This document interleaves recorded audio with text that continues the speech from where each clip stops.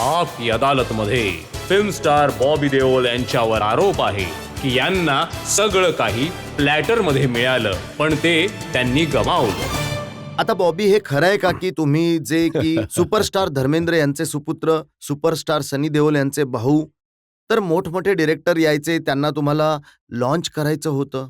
प्लॅटरमध्ये तुम्हाला केवळ पहिला सिनेमा मिळतो, त्याच्यानंतर तुमचं काम बोलतं. तर मी असं नाही म्हणालो की देवाला की मला या घरामध्ये जन्माला घाला, मी तर आपोआप जन्माला आलो या घरामध्ये, मी खूप लकी आहे.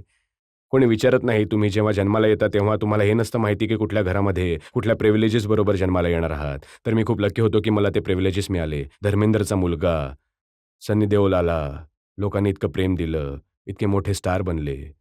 तेव्हा जेव्हा माझी वेळ आली तेव्हा अनेक लोक आले होते. सुभाष घई जेव्हा सौदागर बनवत होते, हां, तेव्हा हां. त्यांची तुम्हाला त्यामध्ये डेब्यू करण्याची इच्छा होती. तो सिनेमा ज्यामध्ये दिलीप कुमार हो, होते, हो, बरोबर. राजकुमार होते. मला आणखी सुद्धा अनेक चांगले चांगले ऑफर्स आले होते, परंतु पप्पांचं स्वप्न होतं की माझ्या मुलाला मी लॉन्च करेल आणि तर खूप वेळ लागला. म्हणून तुम्ही नकार दिलात हो सर, हो सुभाष सर, घई यांना. नकार दिला. मग शेखर कपूर यांच्याबरोबर नाही, सिनेमा शेखरला बनवत साईन होता. केलं तेव्हा आम्ही प्रोड्यूस करत होतो विजय देओल फिल्म्सच्या अंडर, आणि शेखरने माझ्याबरोबर 27 दिवस शूटिंग केलं. आणि त्याच दरम्यान त्यांना ऑफर आली हॉलिवूडमधून बँडेड क्वीनची. तर त्यांनी पप्पांकडे येऊन सांगितलं की हे बघा, मला एक हॉलिवूडची ऑफर आली आहे, तर तुम्ही मला जाऊ द्याल का? मी 7-8 महिन्यानंतर परत येऊन तुमच्या मुलाचा सिनेमा सुरू करेन. पप्पा म्हणाले, हे बघ, तू जा, तुला ज्यामध्ये आनंद आहे तू ते कर. तुझ्यासाठी हॉलिवूड इम्पॉर्टंट आहे, माझ्यासाठी माझा मुलगा इम्पॉर्टंट आहे. आणि तर मग माझ्या नशिबामध्ये राज संतोषी लिहिलं होतं. तर मग राजबरोबर मी पहिला सिनेमा केला आणि इट वॉज खूप मोठा प्रवास होता तो. 2-3 वर्ष लागली बनायला, परंतु त्या काळामध्ये तर सिनेमे 2-3 वर्षांमध्येच बनायचे. पण जेव्हा तो सिनेमा बनत होता, राजकुमार संतोषी यांच्याजींबरोबर तुम्ही काम करत होता, तेव्हा मोठे भाऊ कायम तुमच्याबरोबर एखाद्या सावलीसारखे असायचे. दादांनी आपलं स्वतःचं काम थांबवून सांभाळलं त्या प्रोडक्शनला. कोणी असं करत नाही, एक भाऊ दुसऱ्या भावासाठी आपलं काम सोडून इतकं म्हणजे संपूर्ण लक्ष माझ्या सिनेमावरती देणं. दादा म्हणजे नेहमी मी म्हणत असतो की ते माझ्या पप्पांसारखे आहेत मला. तर त्यांनी खूप म्हणजे आपलं काम सॅक्रिफाईस करून माझं काम बघितलं. आणि फक्त इतकंच आहे की वेळ लागला, राजला वेळ लागायचा सिनेमा बनवायला, घायला सुद्धा वेळ लागला होता. तर बट पण तुम्हाला या गोष्टीची चिंता नव्हती का की तुम्ही पहिला सिनेमा करत आहात, राजकुमार संतोषी इतके मोठे डायरेक्टर आहेत, तुम्ही या गोष्टीवर अडून राहिलात की मी आपले सनग्लासेस घालणारच? हो, मी अडून राहिलो. मला हे बघा, मी आज सुद्धा घालून आलो आहे गॉगल. माझ्या लाईफची जी काही माझी जी आवड आहे, जे मला काही आवडतं, ते सगळं माझ्या वडिलांकडून मला आलंय. म्हणजे गॉगलची आवड. कारण जेव्हा मी पप्पांचे सिनेमा बघायचो, तेव्हा फोटोग्राफ्स बघायचो, तेव्हा पप्पांचे गॉगल मला खूप आवडायचे. आणि जेव्हा मी त्यांच्या कबर्डमध्ये जायचो शोधण्यासाठी गॉगल कुठे आहे, कधी मिळायचंच नाही, तर मला काय माहीत शूटिंगमध्ये तुम्हाला कॉस्ट्यूमच्या नुसार चष्मा दिला जातो. तर मी ठरवलं होतं की जेव्हा मी मोठा होईन तेव्हा मी गॉगल खरेदी करेन, कलेक्शन बनवेन.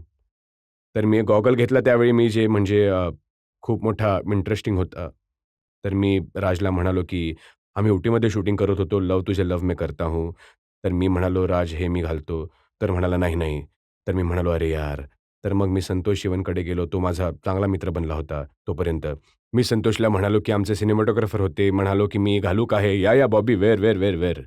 तर त्यामुळे मी तो गॉगल घातला. मला काय माहीत होतं की जेव्हा तो लागेल सिनेमात तर लोक वेडे होतील गॉगल बघून. तेच आवडेल लोकांना. हो, म्हणजे थिंग्स जस्ट हॅपन. म्हणजे प्रत्येक वेळी तुम्ही काहीतरी करत असता. तुमच्या कधी डोक्यात सुद्धा येत नाही की हे कसं काय चालणार. त्यामुळे जेव्हा कधी मी एक ॲक्टर म्हणून परफॉर्म करत असता तुम्ही, तेव्हा मन मोकळेपणाने करा, की काहीही त्यातून चांगलं निघू शकतं. आणि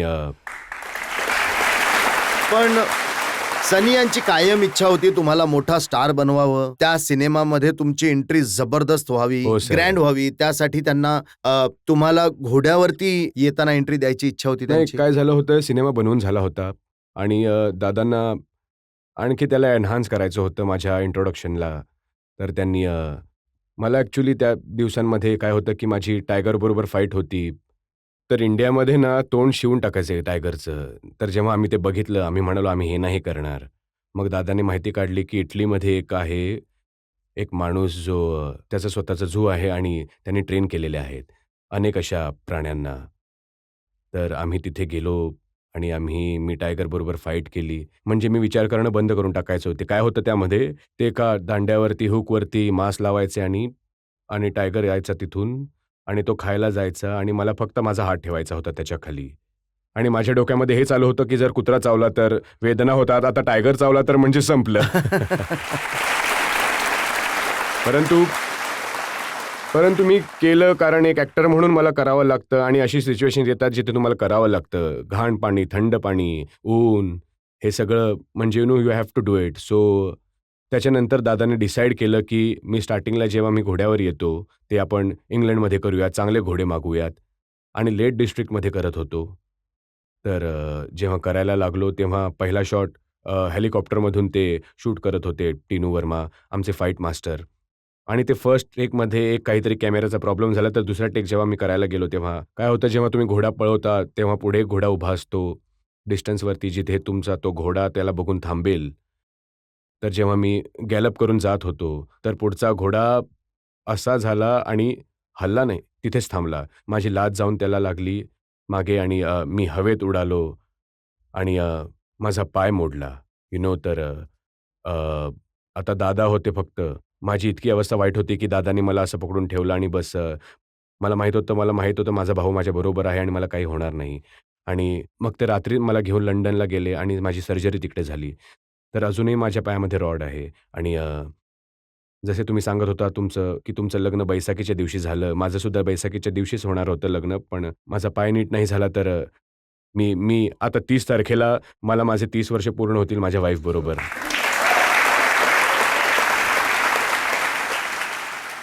आणि मग तुमचे नखरे सुद्धा हळूहळू सुरू झाले. नखरे.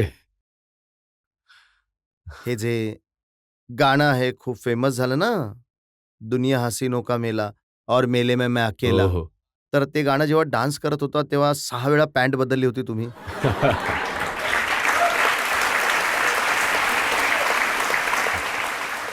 माहिती आहे का, मी इतकी मेहनत केली कारण ते माझं पहिलं गाणं होतं ज्यावर मी डान्स करत होतो आणि मला डान्सची आवड आहे, परंतु इतकीसुद्धा नाही की ज्या प्रकारे मला डान्स करायला लावला. तर त्या दिवसांमध्ये मी जसं आता एसीमध्ये बसलो आहोत स्टुडिओमध्ये, तेव्हा त्या दिवसांमध्ये एसी नसायचे आणि इतके म्हणजे फास्ट स्टेप्स दिले होते चिन्नी सरांनी. तर माझी काळी जीन्स होती आणि भिजून जायची. तर त्यांनी आणि भिजल्यानंतर जेव्हा बसायचो ना, तर बॉडी सॉल्ट त्यावरती दिसायला लागायचं. तर मग मला प्रत्येक 10 शॉट नंतर पॅन्ट बदलावी लागायची आणि but it was fun because I enjoyed it आणि किती पॉप्युलर झालं ते मी कधी विचारही केला नव्हता. आजसुद्धा पॉप्युलर आहे. त्यामुळे म्हणजे कमीत कमी ही गोष्ट विसरली गेली, की जे देओल्स आहेत ते डान्स नाही करू शकत. हे बघा, माझ्या हिशोबाने हे ऑडियन्सचं म्हणणं आहे, परंतु ऑडियन्स जेव्हा दादा आणि पप्पा डान्स करतात ना, जास्त एन्जॉय करतात. कारण ज्या प्रकारे ते डान्स करतात, तर जास्त करून म्हणजे तुम्ही ऑडियन्समध्ये सुद्धा किती लोक इतक्या चांगल्या प्रकारे डान्स करत नाहीत, परंतु तुम्ही एन्जॉय करता तेव्हा करता. चिंता नाही करत, की मी कसा डान्स करतोय. लाईफमध्ये तर असंच होतं. तर पप्पा आणि दादा तसेच होते. म्हणजे त्यांची स्टाईल युनिक स्टाईल होती. तर एक मनीषा कोइराला बरोबर तुमचा जो डान्स होता, ज्याची खूप चर्चा होते, क्रिटिसाइज करतात, की एकाच जागी उभे राहून हो, तर तुम्ही. त्यावेळी तर माझा पाय ठीक नव्हता झाला आणि माझं सेकंड ऑपरेशन व्हायचं म्हणजे असं समजलं, की पायाचं हाड जोडलं नव्हतं जात. तर जेव्हा मी शूटिंगवरती गेलो, तर शूटिंग करायचं होतं कारण सिनेमा खूप डिले झाला होता. तर मला या स्टेप्स दिल्या. तर लोकांना वाटलं माझी स्टाईल आहे, हेच बॉबी स्टाईल आहे आणि चाललं त्यावेळी. आता जरा त्यावरती मीम्स बनले आहेत, परंतु तरीसुद्धा लोक खूप प्रेम देतात. मग कधी तुम्ही आणि सनी देओलनी एकत्र डान्स केला आहे का कुठल्या केलाय ना. सिनेमामध्ये? दादानी जो एक सिनेमा केला होता आमच्याबरोबर दिल लगी डायरेक्ट, तर त्यामध्ये धूम धूम लक लक धूम धूम लक, त्यामध्ये आम्ही दोघांनी डान्स केला होता एकत्र. तुमचे सुद्धा जेव्हा सिनेमे नाही चालले, त्यावेळी तुम्ही खूपच ड्रिंक करायला लागलात आणि हो. नशेमध्ये म्हणायचात, की हे जग माझी साथ देत नाहीये, मला कोणी सिनेमा देत जेव्हा नाहीये. तुम्ही गिव्ह करता तेव्हा तुम्ही सेल्फ पिटीमध्ये जाता आणि एक नॉर्मल नेचर, ह्युमन नेचर आहे. तुम्हाला वाटतं की माझं जग संपलं आहे, मी इतका चांगला आहे, पण मी कुणाला आवडतच नाहीये. मग ॲडिक्शन्स होतात काही तुम्हाला सिडेट करण्यासाठी आणि दारू. पप्पांना तर तशी आवड होती, इतकी आजपर्यंत होती म्हणजे दारूची आवड नव्हती तशी, परंतु दारू प्यायला लागले आणि दारू अशी गोष्ट आहे की तुम्ही प्यायला लागता, मग दारू तुम्हाला प्यायला लागते. हे खरं आहे आणि असं झालं माझ्याबरोबर. परंतु माझी वाईफ जी आहे, she is my spine, she is my backbone, she is my everything. आणि एक स्त्रीच हे सहन करू शकते की एक हजबंड कुठल्या परिस्थितीतून जात आहे. कधी माझ्या पर्सनॅलिटीमध्ये चेंज, कधी माझा राग, माझं इरिटेशन. जर तान्या माझ्या आयुष्यामध्ये नसती तर कदाचित मी आज इथे तुमच्याबरोबर बसून बोलू सुद्धा शकलो नसतो.